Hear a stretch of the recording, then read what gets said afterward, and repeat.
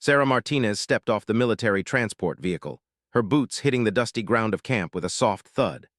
The California sun beat down mercilessly as she adjusted the strap of her gear bag, scanning the sprawling military base that would be her new home.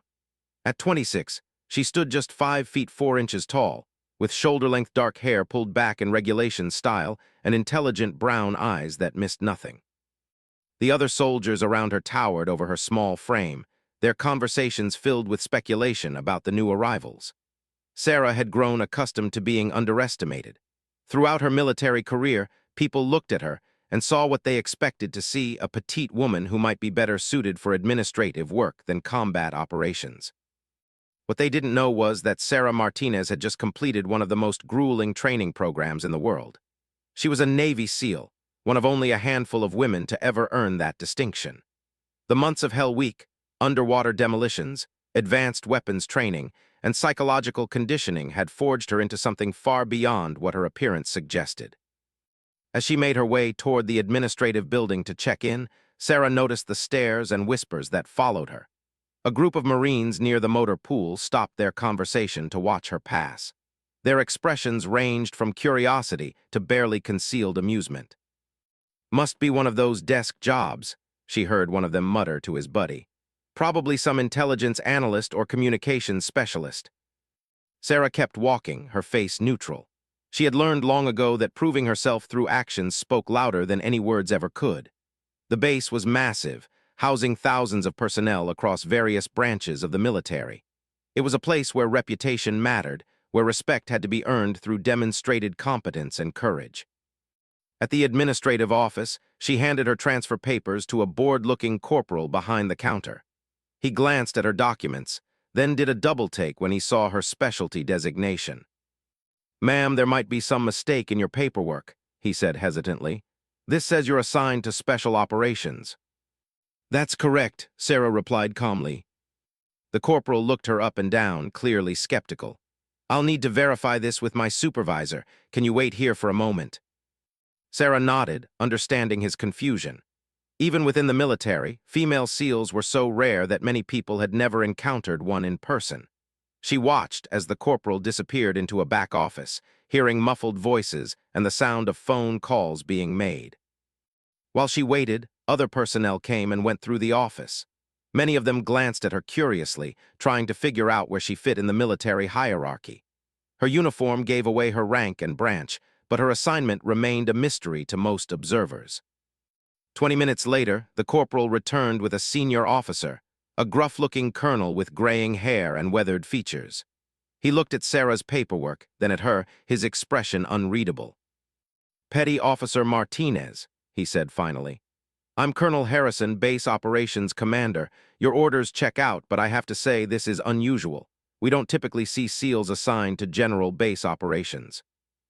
"Sir, my orders indicate temporary assignment for specialized training exercises with various units," Sarah explained. "I'm here to assist with combat readiness assessments and advanced tactical instruction." Colonel Harrison studied her for a long moment. "Well, your credentials are certainly impressive on paper.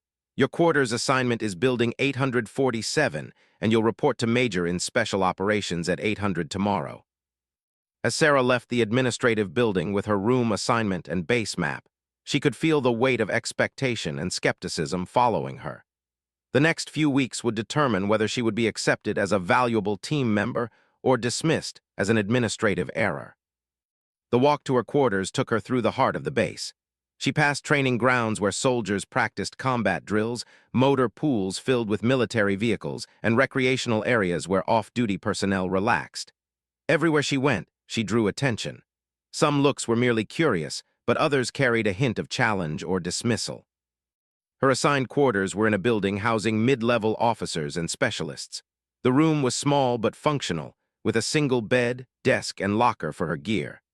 As she unpacked her belongings, Sarah mentally prepared herself for the challenges ahead. That evening in the base dining facility, Sarah grabbed a tray and got in line for dinner. The hall buzzed with conversation from hundreds of personnel, creating a constant background hum of military life. She selected her meal and looked for a place to sit, eventually choosing an empty table near the window. She had barely taken her first bite when 3 Marines approached her table. The leader, a muscular sergeant with a confident swagger, pulled out a chair without invitation. "Mind if we join you?" he asked, though he was already sitting down. His two companions followed suit, flanking him on either side. "Sergeant," he introduced himself with a cocky grin. "These are Corporals Johnson and Davis. We heard there's a new SEAL on base, but when we heard it was a woman, well, let's just say we had to see for ourselves." Sarah continued eating, meeting his gaze steadily. "And what exactly did you want to see?" "Just curious about what kind of training they're giving out these days," said, his tone carrying a subtle challenge. "Must be getting easier if they're letting people like you through." The comment hung in the air between them, laden with implication. Sarah set down her fork and looked at each of the three men in turn. She could see other personnel at nearby tables turning their attention to the conversation, sensing the potential for confrontation. "I earned my place the same way any SEAL does," she said quietly, her voice carrying a steel that contrasted with her calm demeanor. "Through training that would break most people." Corporal Johnson leaned back in his chair, smirking. "No offense, but you don't exactly look like you could handle what we go through in a typical training exercise. Maybe they have different standards for women." Sarah felt the familiar fire building in her chest, the same determination that had carried her through months of punishing SEAL training. She had faced this skepticism countless times before, and she knew that words alone would never convince them. Actions would speak louder than any argument. "Perhaps you'd like to find out firsthand," she said calmly, standing up from the table. "I'm sure we could arrange some kind of demonstration." The three Marines exchanged glances, clearly not expecting such a direct response. Recovered first, his grin widening. "That's an interesting proposition. What did you have in mind?" Before Sarah could respond, a voice cut through the tension from across the dining hall. "Martinez, there you are." Everyone turned to see Major approaching their table, his expression serious but not hostile. He was a tall man with prematurely gray hair and the bearing of someone who had seen extensive combat. "Major," Sarah acknowledged, coming to attention. "At ease," replied, then looked at the three Marines. "I hope you're making our new specialist feel welcome." "Just getting acquainted, sir," replied, though his earlier bravado had noticeably diminished in the presence of a superior officer. Major nodded slowly, his eyes taking in the dynamics of the situation. "Good. Martinez, I need to brief you on tomorrow's schedule, if you will excuse us." It wasn't really a request, and the Marines knew it. They stood up, offering polite acknowledgments to the Major before departing. Sarah watched them go, knowing that this wouldn't be the end of their skepticism. "Word travels fast around here," Major said once they were alone. "Your arrival has stirred up quite a bit of interest." "I'm used to it, sir," Sarah replied. "I'm sure you are. But this base has its own culture, its own way of doing things. Earning respect here takes time, and sometimes it requires proving yourself in ways that go beyond official qualifications." Sarah understood the subtext. Her credentials meant nothing here until she demonstrated her capabilities in front of the people who would be judging her every move. "I'm ready for whatever challenges come my way, sir," she said. Major studied her for a moment, seeing something in her bearing that spoke to years of training and experience. "Tomorrow we start with basic assessments. Physical training, weapons qualifications, tactical scenarios. Consider it an orientation period where you can show people what you're capable of." As Sarah returned to her quarters that night, she reflected on the day's events. The skepticism and challenges were nothing new, but the intensity here seemed different. This was a place where proving herself wouldn't be a gradual process, it would require decisive demonstrations of her capabilities. She had worked too hard and overcome too much to let doubt or dismissal derail her mission now. Tomorrow would be the beginning of showing camp exactly what a Navy SEAL could do, regardless of size or gender. The base had underestimated her from the moment she arrived, but that would soon change. Sarah spent the evening reviewing her gear and mentally preparing for the challenges ahead. She had faced down instructors who tried to break her spirit, completed missions that tested every limit of her endurance and skill, and earned her place among the elite warriors of the Navy SEALs. Camp was about to learn that appearances could be very deceiving, and that the most dangerous opponents were often the ones you never saw coming. The alarm clock's harsh beeping jolted Sarah awake at 500 hours. She had been up for several minutes already, her internal clock finely tuned from years of military discipline. Outside her window, the base was beginning to stir as early morning personnel started their shifts. Sarah dressed quickly in her physical training uniform and made her way to the designated meeting point. The morning air was cool and crisp, carrying the scent of California sage and the distant ocean. Other personnel were beginning to emerge from their quarters, some heading to the dining facility for breakfast, others preparing for their own training exercises. Major was waiting for her at the Special Operations Building, along with a small group of instructors and observers. She recognized Sergeant and his companions from the previous evening among the crowd that had gathered to watch her initial assessment. "Morning, Martinez," Major greeted her. "Ready to get started?" "Yes, sir," Sarah replied, nodding the mixture of curiosity and skepticism in the faces around her. The first test was a standard physical fitness assessment, but Sarah knew it was anything but routine. Every rep, every second, every demonstration of strength or endurance would be scrutinized and compared to expectations. The observers had positioned themselves strategically around the testing area, creating an audience that felt more like a tribunal. The push-up test came first. Sarah dropped into position as the instructor prepared his stopwatch and clipboard. The standard for her age and gender required a certain number of repetitions, but Sarah had no intention of meeting just the minimum standard. "Begin," the instructor called. Sarah started her push-ups with perfect form, her body moving in precise rhythm. She could hear murmured conversations from the observers, some expressing surprise at her technique and pace. As the 2-minute timer counted down, she maintained her steady rhythm, far exceeding the required number. When the instructor called time, Sarah had completed nearly double the minimum requirement. She stood up, barely breathing hard, while the instructor recorded her score with obvious surprise. "Damn," she heard Corporal Johnson mutter to his companion. "That's better than most of the guys in our unit." The sit-up test followed the same pattern. Sarah's core strength, developed through countless hours of specialized SEAL training, allowed her to maintain perfect form throughout the entire assessment. Her score again significantly exceeded requirements, drawing more attention from the growing crowd of observers. But it was the distance run that really began to change perceptions. The 3-mile course wound through the base and surrounding hills, presenting varied terrain that tested both speed and endurance. Sarah had always been a strong runner, but her SEAL training had elevated her capabilities to an elite level. As the group of runners set off from the starting line, Sarah settled into a pace that felt comfortable but purposeful. Several of the male personnel started ahead of her, clearly expecting to maintain their lead throughout the run. Sergeant was among them, his earlier confidence evident in his aggressive starting pace. By the end of the first mile, Sarah had moved up significantly in the pack. Her breathing remained controlled and steady, while several of the early leaders were beginning to show signs of fatigue. The observers following in vehicles could see the dynamics changing, and word was spreading throughout the base about the impressive performance of the new arrival. During the second mile, Sarah made her move. She increased her pace gradually but consistently, passing runner after runner with what appeared to be minimal effort. Her training had taught her to mask the pain and exertion that came with pushing her body to its limits. As they approached the final mile, Sarah was running in second place, gaining steadily on the leader. Sergeant, who had started so confidently, was now several positions behind her, struggling to maintain his pace. The realization that he was being outpaced by the woman he had questioned the night before was clearly affecting his performance. Sarah could have been content to maintain her position and finish with an impressive second-place showing.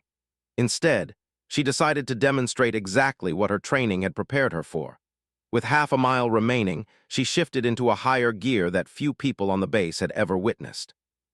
Her pace increased dramatically, but her form remained perfect. The gap between her and the leader closed rapidly as spectators along the route stopped their activities to watch. By the quarter-mile mark, she had taken the lead, and by the finish line, she had opened up a significant gap between herself and the rest of the field. Sarah crossed the finish line with a time that would have been impressive for any runner on the base, regardless of gender or size. She slowed to a cool-down pace, her breathing controlled despite the intense effort she had just expended. The crowd of observers was buzzing with conversation, their earlier skepticism replaced by genuine surprise and respect. Major approached her with a slight smile on his face. That was quite a demonstration, Martinez. I think you've gotten people's attention. Just doing my job, sir, Sarah replied, though she was pleased with the reaction her performance had generated. The weapons qualification that afternoon drew an even larger crowd. Word of her morning performance had spread throughout the base, and personnel who hadn't been present for the physical fitness tests were now curious to see what else she might be capable of. The shooting range was set up with various targets at different distances, testing accuracy with both rifle and pistol. Sarah approached the firing line with the same calm confidence she had displayed all day. Her weapon handling was smooth and professional, drawing nods of approval from the range instructors who had seen thousands of personnel qualify on these same courses. When the first series of shots was complete, the target showed a grouping that impressed even the most experienced marksmen present. Every shot was precisely placed, with several hitting the exact center of the target. The range instructor examined the target carefully before announcing her score to the crowd. "Perfect score," he called out, his voice carrying genuine admiration. "I haven't seen shooting like that in quite a while." The pistol qualification followed the same pattern. Sarah's accuracy was remarkable, but it was her speed that really caught people's attention. She could engage multiple targets with precision and timing that spoke to countless hours of advanced training. As the day's assessments concluded, Sarah noticed a distinct change in how people interacted with her. The dismissive glances and skeptical comments had been replaced by respectful nods and genuine curiosity about her background and experience. Sergeant approached her as she was cleaning her weapons after the shooting exercise. His earlier cockiness had been replaced by something approaching respect. "I owe you an apology," he said simply. "I made assumptions about you that were completely wrong." Sarah looked up from her weapon maintenance, studying his face for signs of insincerity. What she saw was genuine acknowledgement of his mistake. "Apology accepted, Sergeant," she replied. "We all make judgments based on limited information sometimes." "Would you be willing to share some of your training techniques with my unit?" asked. "We could obviously benefit from your expertise." Before Sarah could answer, Major's voice carried across the range. "Martinez, report to my office when you're finished here. We need to discuss your next assignment." As Sarah made her way to Major's office, she reflected on how dramatically the day had changed the perception of her presence on the base. The physical and weapons assessments had been necessary first steps, but she sensed that more significant challenges lay ahead. Major's office was sparse but functional, with maps of various tactical scenarios covering one wall and commendations and photos from his long career displayed on another. He gestured for Sarah to take a seat across from his desk. "Your performance today exceeded expectations," he began. "But I'm sure you know that demonstrating individual skills is only part of what we need to evaluate." Sarah nodded, understanding that teamwork and leadership capabilities would be the next phase of her proving ground. "Tomorrow we begin tactical exercises with mixed units," continued. "You'll be working alongside personnel from various specialties, including some who were present for today's assessments. This will test your ability to integrate with teams and contribute to mission success."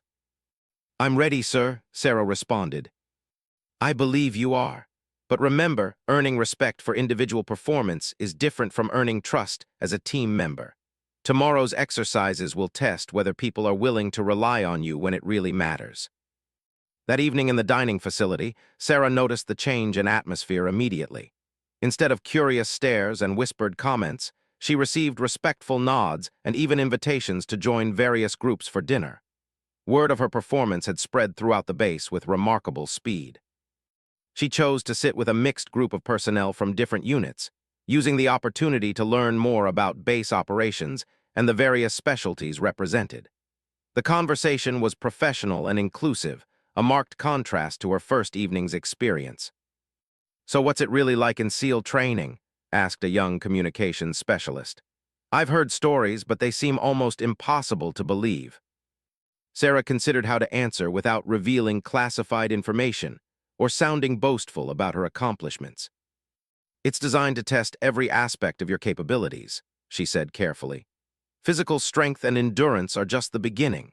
They want to know how you think under pressure, how you work with others when everything is going wrong, and whether you can maintain focus when your body and mind are telling you to quit." "How many people don't make it through?" another soldier asked. Most people who start the program don't finish, Sarah replied honestly. But the ones who do complete it have been tested in ways that prepare them for almost any situation they might encounter. The conversation continued for nearly an hour, with Sarah sharing general insights about military training and teamwork, while carefully avoiding any sensitive details about specific SEAL operations or techniques. She could sense that her willingness to engage openly with questions was building additional respect and trust among her colleagues. As the evening wound down, Sarah felt that she had successfully navigated the first day of challenges at camp. The physical and weapons assessments had established her credentials, while the social interactions had begun building the relationships that would be crucial for future success. But she also knew that tomorrow's tactical exercises would present a different kind of test. Individual excellence was one thing, but proving herself as a valuable team member under pressure would require demonstrating the leadership and tactical thinking that had made her a Navy SEAL. The base had begun to see her as something more than an administrative error or questionable assignment. Tomorrow would determine whether they would see her as someone they could trust with their lives in a real combat situation. The tactical exercise began at dawn with a briefing that outlined one of the most complex scenarios the base had conducted in months. The mission involved a simulated hostage rescue in a multi-building compound, requiring coordination between multiple units with different specialties and equipment. Sarah found herself assigned to Team Bravo, led by Captain Williams, a decorated infantry officer with extensive combat experience. The team included Sergeant, who had requested to work with her after the previous day's demonstrations, along with specialists in communications, explosives, and medical support. Captain Williams studied the aerial photographs and building schematics spread across the briefing table. The target compound consisted of 3 buildings connected by covered walkways, with multiple entry and exit points that created both opportunities and vulnerabilities for the rescue team. Intelligence indicates hostiles in all 3 buildings, Williams explained to his team. Unknown number of hostages, possibly separated across multiple locations. We need to coordinate simultaneous entry to prevent the execution of hostages or destruction of valuable intelligence. Sarah examined the layout carefully, her SEAL training automatically processing tactical options and potential complications. She could see several approach routes that others might have missed, along with defensive positions that could pose problems for conventional assault tactics. Martinez, Captain Williams addressed her directly. Based on your background, what do you see here that we should be concerned about? Sarah appreciated being asked for her professional opinion rather than being assigned a support role based on assumptions about her capabilities. She pointed to several locations on the map. These windows on the second floor of Building 2 have clear sight lines to all 3 approach routes, she observed. If hostiles are positioned there, they could pin down any ground assault. Also, these connecting walkways could be used for rapid redeployment of defenders, making it difficult to maintain tactical advantage once we breach the perimeter. Captain Williams nodded approvingly. Good observations. How would you suggest we address those vulnerabilities? Simultaneous approach from multiple vectors to divide their attention, Sarah replied without hesitation. Small teams moving fast and coordinating precise timing to overwhelm their ability to respond effectively. We might also consider creating diversions to mask our primary assault routes. The other team members exchanged glances, clearly impressed by her tactical analysis. Sergeant leaned forward to study the map more closely. She's right about those windows, he agreed. I was focused on the ground-level entrances, but those elevated positions could be a real problem. Captain Williams spent several more minutes discussing the plan with his team, incorporating Sarah's insights into their overall strategy. When the briefing concluded, Sarah felt that she had been accepted as a genuine contributor to the team's tactical planning rather than just an observer. The exercise area had been set up to replicate the compound as accurately as possible, with role players positioned as both hostiles and hostages throughout the buildings. Sophisticated monitoring equipment would track every movement and action during the exercise, providing detailed feedback on the team's performance. As Team Bravo moved into position for the assault, Sarah could feel the familiar surge of adrenaline that came with high-stakes operations. Her SEAL training had prepared her for exactly this type of complex, dynamic scenario where split-second decisions could determine mission success or failure. The initial approach went according to plan. Each team member moved to their assigned position, maintaining radio communication while staying concealed from the role players acting as hostile sentries. Sarah's route took her along the eastern perimeter, where her small size allowed her to use concealment that would have been inadequate for larger team members. "Bravo 2 in position," she whispered into her radio, using her assigned call sign for the exercise. One by one, the other team members reported their readiness. Captain Williams coordinated the final countdown, ensuring that all elements would breach simultaneously to maximize their tactical advantage. "Execute, execute, execute," Williams commanded. Sarah moved with fluid precision, her entry technique flawless as she breached her assigned access point. The building's interior was dimly lit and filled with obstacles designed to complicate navigation and decision-making. She could hear the sounds of her teammates executing their own entries, along with the shouts and simulated gunfire from the role players. Her assigned sector was the building's communications room, where intelligence suggested important information might be stored. As she moved through the corridors, Sarah encountered her first role player, a hostile positioned to ambush anyone approaching the target area. The engagement was brief but decisive. Sarah's training allowed her to identify and neutralize the threat before the role player could react effectively.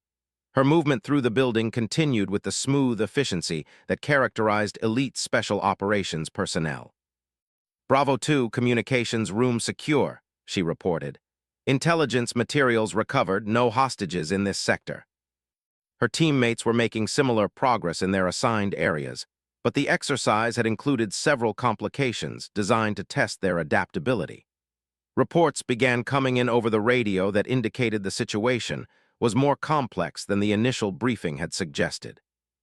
"Bravo 1, we have additional hostiles in Building 3 that weren't in the intelligence brief," Sergeant reported from his position. "I'm taking heavy fire and can't advance to the hostage location." Captain Williams quickly assessed the changing situation. The exercise controllers had introduced variables that required immediate tactical adjustments, testing the team's ability to adapt their plan under pressure. "Bravo 2, can you provide support to Bravo 4's position?" Williams asked Sarah. Sarah checked her location relative to reported position. Her route would take her through areas that hadn't been cleared, but her SEAL training had prepared her for exactly this type of fluid, tactical situation. "Bravo 2 moving to support Bravo 4, she confirmed, already beginning her approach to this location. Her movement through the unfamiliar building required all of her training and experience. She encountered 2 more role players along the way, neutralizing both with the efficient techniques that had been drilled into her through countless hours of training. Her small size and quiet movement allowed her to approach threats from unexpected angles, giving her significant tactical advantages. When she reached position, she found him pinned down by simulated fire from multiple directions. The role players had been instructed to create a scenario that would challenge even experienced personnel, and they were executing their roles with realistic intensity. "What's your situation?" Sarah asked as she took cover beside him. 3 hostiles in elevated positions, 2 more blocking the corridor to the hostage room, replied. "Every time I try to advance, they have me covered from multiple angles." Sarah studied the tactical situation, her mind processing options and potential solutions. Her SEAL training had emphasized creative problem-solving under pressure, and this scenario was an ideal test of those capabilities. "Cover me for 30 seconds, she instructed. "I'm going to create an opening." Before he could ask for details, Sarah was already moving. Her approach was unconventional but effective, using routes and techniques that the role players hadn't anticipated.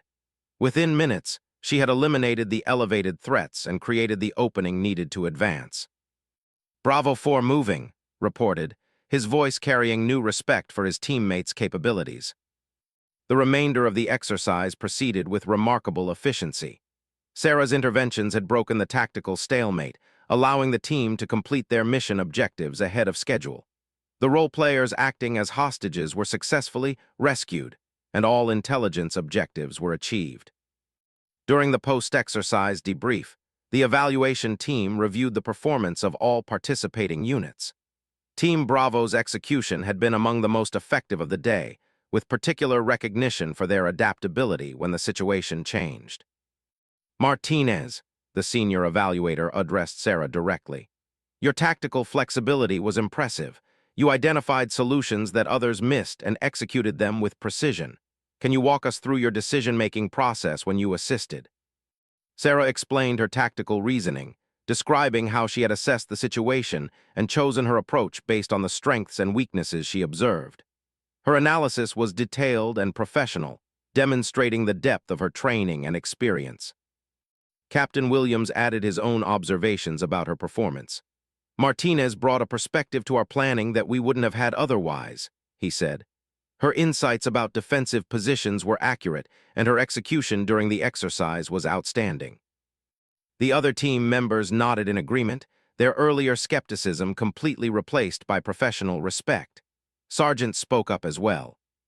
I have to admit, when she said she was going to create an opening, I wasn't sure what to expect, he said. But what she did was exactly what we needed. I don't think anyone else on the team could have solved that problem the way she did. As the formal debrief concluded, Sarah found herself surrounded by personnel from other teams who wanted to discuss the exercise and learn from her techniques. The tactical demonstration had established her credibility in a way that individual fitness tests never could have accomplished. Major approached her as the group was dispersing. Impressive work today, Martinez. Captain Williams has requested that you be assigned to work with his team for the advanced exercises next week. I'd be honored to continue working with Team Bravo, sir, Sarah replied. Good, but I should warn you that next week's scenarios are going to be significantly more challenging. We're bringing in units from other bases for joint exercises, and the competition for performance ratings is always intense. Sarah understood the implications. Her success in today's exercise had earned her acceptance among the personnel at camp, but next week would test her abilities against the best teams from multiple installations. That evening, the atmosphere in the dining facility was completely different from her first night on base. Instead of sitting alone or facing skeptical questions, Sarah found herself invited to join the table where Captain Williams and his team were discussing the day's exercise and planning for future training. You know, said between bites of his dinner, I owe you more than just an apology. What you did today probably saved my career. If I had failed that exercise because I couldn't adapt to the changing situation, it would have reflected poorly on my leadership capabilities. We're a team, Sarah replied simply. Everyone contributed to the mission's success. Captain Williams raised his coffee cup in a mock toast. To Team Bravo, and to having the best tactical advisor I've worked with in years.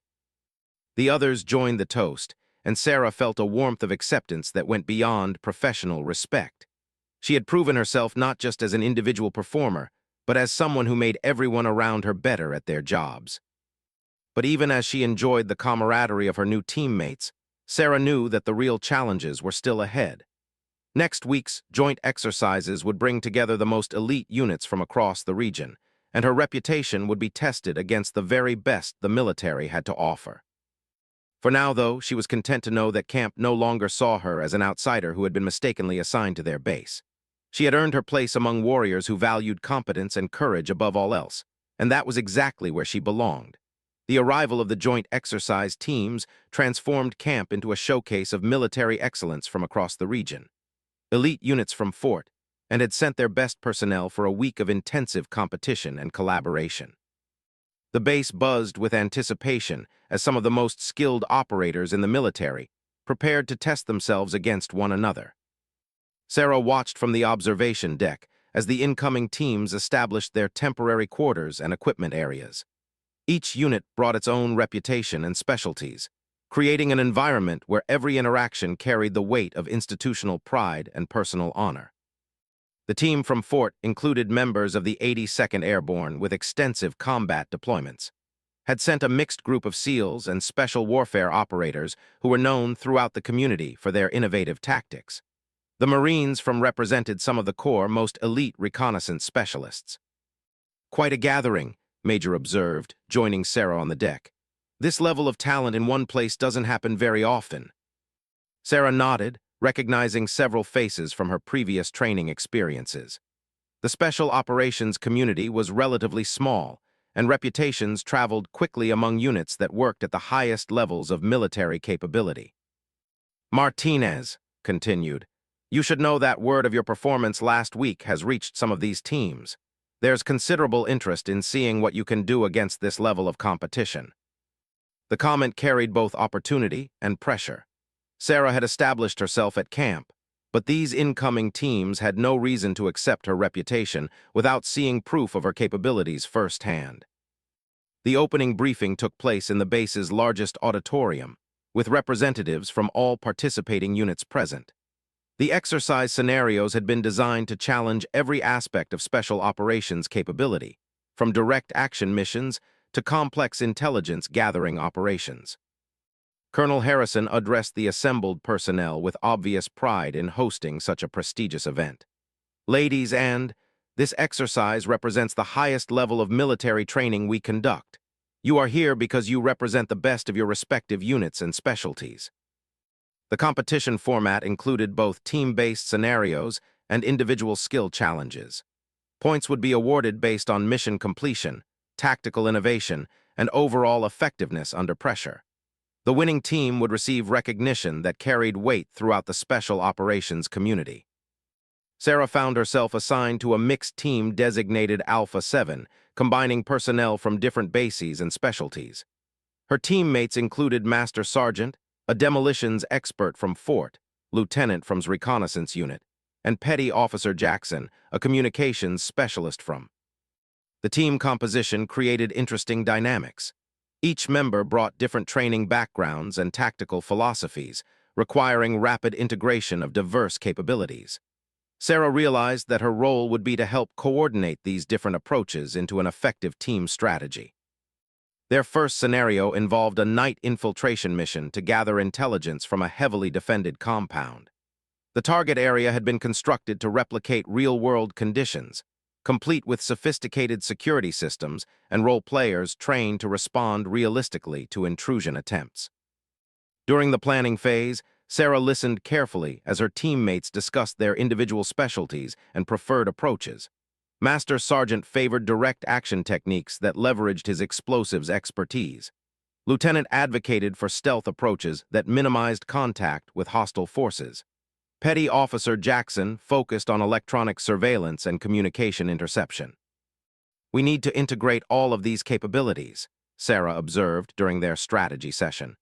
"The target has multiple layers of security that will require different solutions at different phases of the mission." She outlined an approach that utilized each team member's strengths while maintaining operational security and mission flexibility.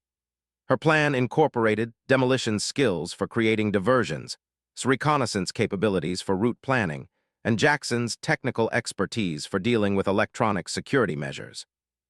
"That's a sophisticated approach," acknowledged, "but it requires precise timing and coordination. If any element fails, the entire mission could be compromised." "That's why we rehearse every phase until we can execute it perfectly," Sarah replied. "SEAL training emphasizes that complex missions succeed through preparation and teamwork, not individual heroics." The team spent the next several hours rehearsing their plan, with each member practicing their assigned responsibilities until the coordination became seamless. Sarah found herself naturally taking on a coordination role, helping to synchronize the different elements of their approach. When the exercise began that evening, Alpha 7 moved through the darkness with professional efficiency. Sarah's night vision and movement techniques, honed through countless SEAL operations, allowed her to scout ahead and identify potential obstacles before the team encountered them. The compound's outer perimeter included motion sensors and infrared cameras that required careful navigation.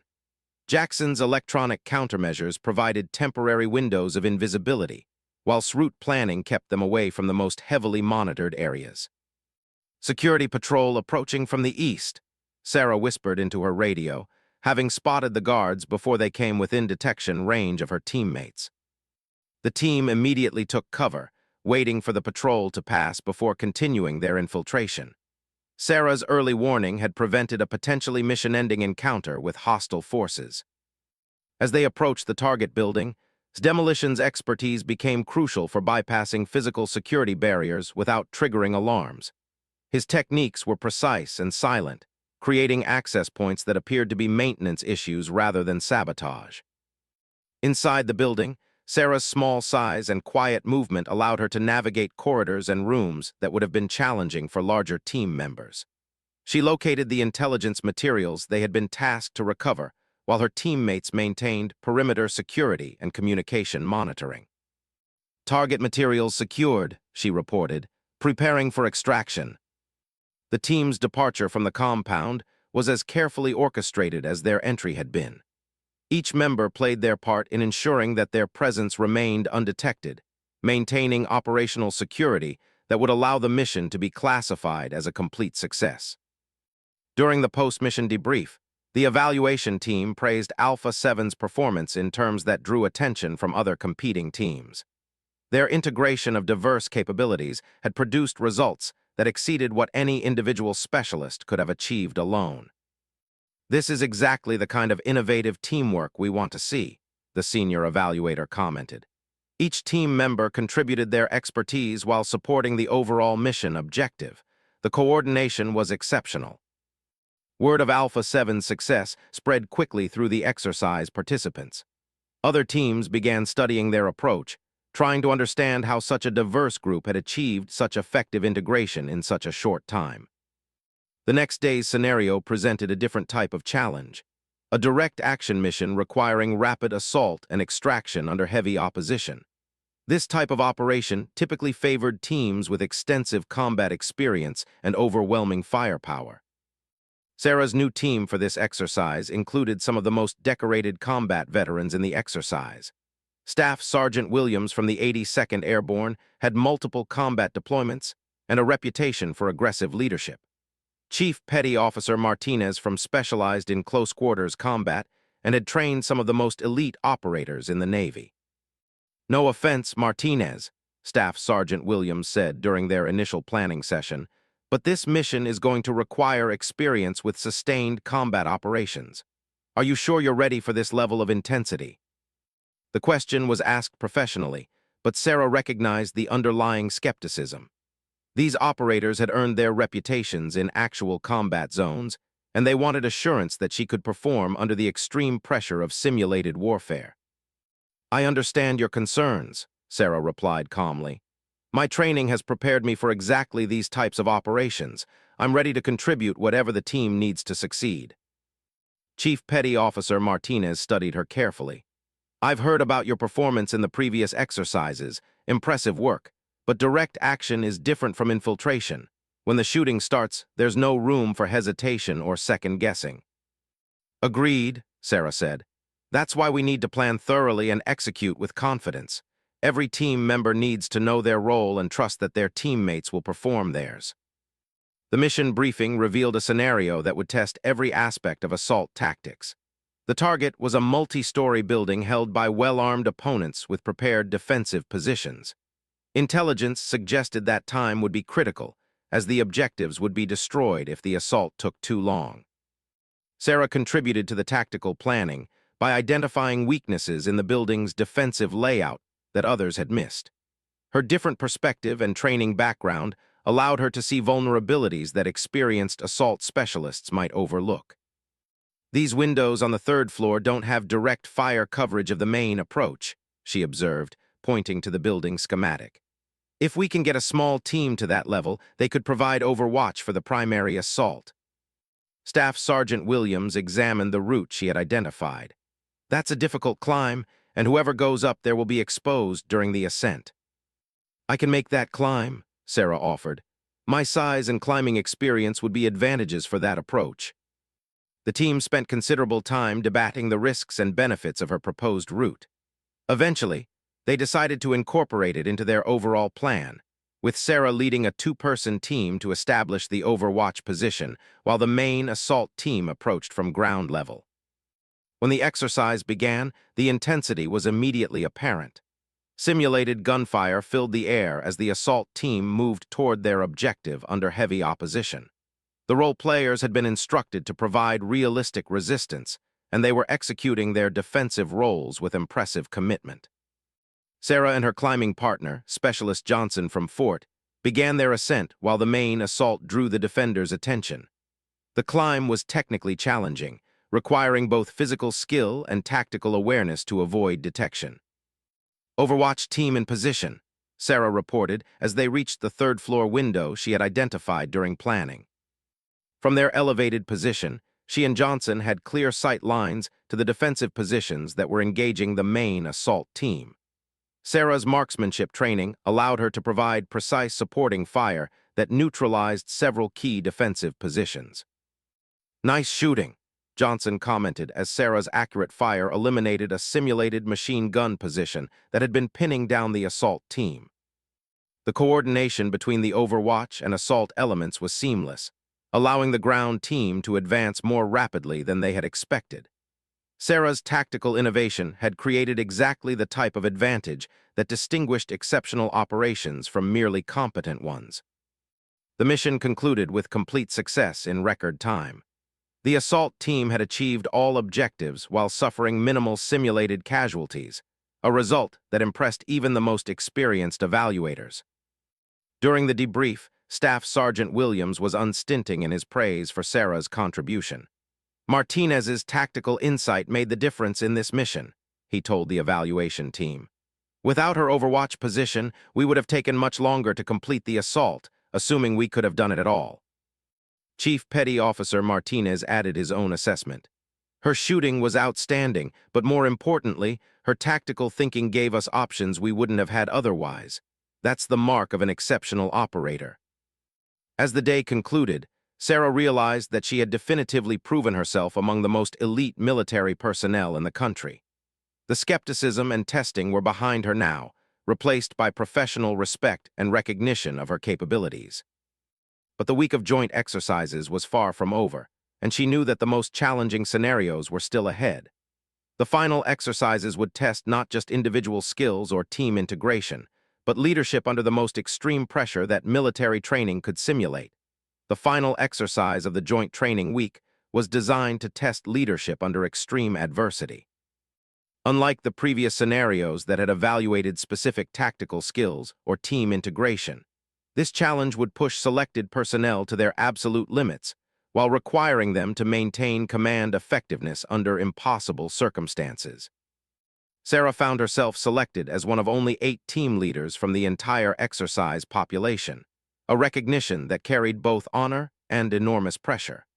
The other chosen leaders included some of the most decorated officers and senior enlisted personnel from each participating unit. Major briefed the leadership group in a secure conference room, his expression more serious than Sarah had seen throughout the previous week's activities. The exercise scenario he outlined was based on actual historical operations, where military units had faced catastrophic equipment failures and overwhelming opposition while attempting to complete critical missions. "This exercise will simulate complete communication breakdown, equipment failure, and casualty situations that require immediate leadership decisions," explained. "You will be given objectives that appear impossible to achieve with the resources available to you." Each team leader would command a mixed unit of 12 personnel selected from different specialties and bases. They would have no prior working relationship with most of their team members, requiring them to establish command authority and tactical effectiveness under extreme time pressure.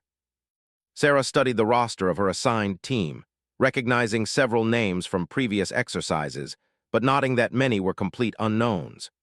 The mix included experienced combat veterans, technical specialists, and junior personnel who had demonstrated potential but lacked extensive leadership experience. The scenario briefing revealed the full scope of the challenge they would face. Their mission was to rescue simulated hostages from a compound that was simultaneously under attack by superior forces. Equipment failures would progressively degrade their capabilities, while simulated casualties would reduce their effective strength as the exercise progressed. "The key variable we're testing is your ability to maintain mission focus and team cohesion when everything that can go wrong does go wrong," continued. "Historical analysis shows that leadership effectiveness under extreme adversity is the primary factor determining mission success or catastrophic failure."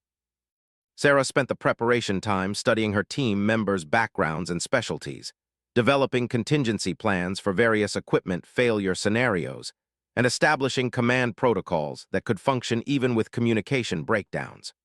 Her SEAL training had emphasized that the most dangerous missions were often those where standard procedures proved inadequate. When the exercise began, Sarah's team moved toward their objective with professional confidence. The initial phase proceeded according to plan, with team members executing their assigned roles effectively. Sarah maintained constant awareness of her personnel while coordinating movement through increasingly difficult terrain. The first equipment failure occurred 30 minutes into the mission when their primary communication system suffered a simulated malfunction. Standard radio protocols became unreliable, forcing Sarah to implement backup communication methods and modify team movement procedures. Switch to hand signals and direct contact only, she instructed her team leaders. Maintain visual contact with assigned buddy pairs and report status every 5 minutes. The communication breakdown created immediate challenges for coordination, but Sarah's preparation had anticipated this possibility. Her team adapted quickly to the new procedures, maintaining tactical effectiveness despite the equipment failure. The second crisis came when they encountered opposition forces that significantly exceeded intelligence estimates. The role players representing hostile forces had been instructed to provide overwhelming resistance that would test the team's ability to adapt their mission approach under fire. "We're outnumbered 3-1, reported Staff Sergeant Anderson, one of Sarah's most experienced team leaders. "Standard assault tactics aren't going to work against this level of opposition." Sarah quickly assessed the tactical situation, recognizing that conventional approaches would result in unacceptable simulated casualties while likely failing to achieve mission objectives. Her SEAL training had emphasized that successful operations often required unconventional solutions that others might not consider. "We're changing the approach," she announced to her team. "Instead of a direct assault, we're going to create multiple diversions while a small team infiltrates to locate the hostages." The plan required splitting her already limited forces and coordinating complex timing without reliable communications. Several team members expressed concern about the risks involved, but Sarah's confidence and clear tactical reasoning convinced them to trust her leadership. "Martinez will lead the infiltration team," Sarah assigned, selecting her most capable operators for the highest-risk portion of the mission. "Anderson, your group creates the primary diversion from the east. Johnson's team provides supporting fire from the elevated position." The execution of her modified plan required precise timing and individual initiative from team members who were operating with minimal supervision. Sarah had to trust that her brief preparation time had established sufficient understanding of her tactical intent to allow effective independent action. The diversions worked exactly as planned, drawing the majority of the opposing forces away from the hostage location. Sarah's infiltration team moved through the compound with the stealth techniques that had become her trademark, avoiding detection while locating their objectives. "Hostages located," she reported through the degraded communication system, "preparing for extraction." But as her team moved toward the extraction point, the exercise controllers introduced the final complication: simulated casualties that removed several key personnel from action. Sarah found herself with reduced strength just as the mission entered its most critical phase. "Is down," reported one of her team members. "Medical emergency, needs immediate evacuation."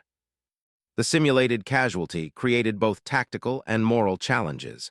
Standard procedure would require personnel to provide medical support and security for the wounded team member, further reducing their effective strength.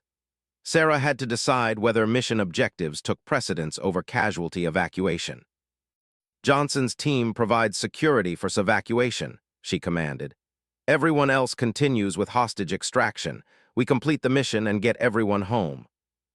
Her decision demonstrated the kind of leadership judgment that distinguished exceptional commanders from merely competent ones.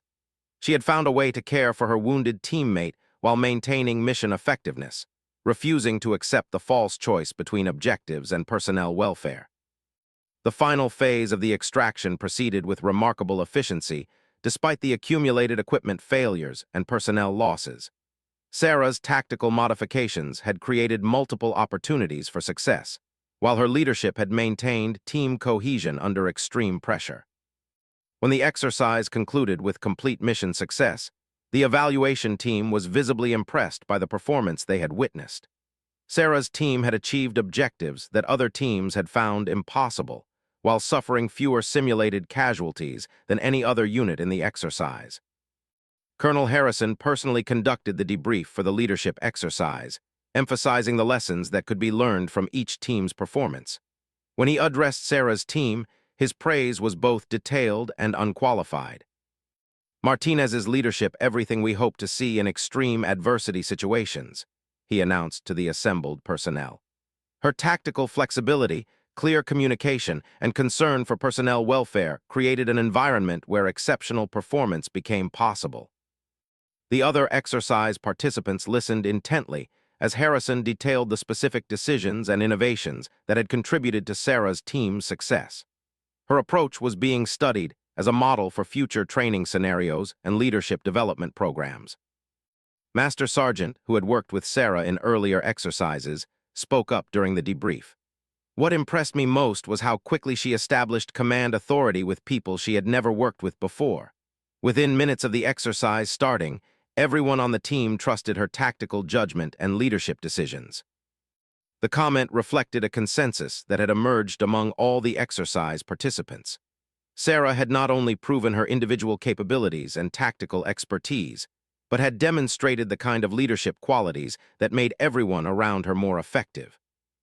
As the joint exercise week concluded with a formal ceremony recognizing outstanding performances, Sarah found herself receiving commendations and recognition that exceeded anything she had expected. Her reputation had spread throughout the special operations community, and she was receiving invitations to participate in advanced training programs and special assignment opportunities. But perhaps the most meaningful recognition came from the personnel who had served under her leadership during the final exercise. They approached her individually to express their appreciation for her tactical skill and genuine concern for their welfare. "I've served under a lot of different commanders," Staff Sergeant Anderson told her privately. "You're the first one who made me feel like the mission and the people were equally important. That's rare in this business." Major's final evaluation was equally impressive. "Martinez has exceeded every expectation we had when she arrived at camp," he told the assembled leadership. "She has demonstrated tactical excellence, leadership capability, and the kind of professional character that represents the best of military service." The transformation of perception at camp had been complete and dramatic. Sarah Martinez had arrived as a questionable assignment that many people expected to prove inadequate for the demands of elite military operations. She was departing as one of the most respected operators on the base, with a reputation that would follow her throughout her career. The evening before the visiting teams departed, Sarah found herself at the center of conversations about future assignments and collaborative training opportunities. Personnel from multiple bases were expressing interest in working with her again, recognizing that her presence made every operation more likely to succeed. "You know," Sergeant observed during the farewell dinner, "when you first arrived here, most of us thought the Navy had made some kind of administrative mistake. We couldn't figure out how someone who looked like you could possibly be a SEAL." He paused, raising his drink in a mock toast. "Now we know better.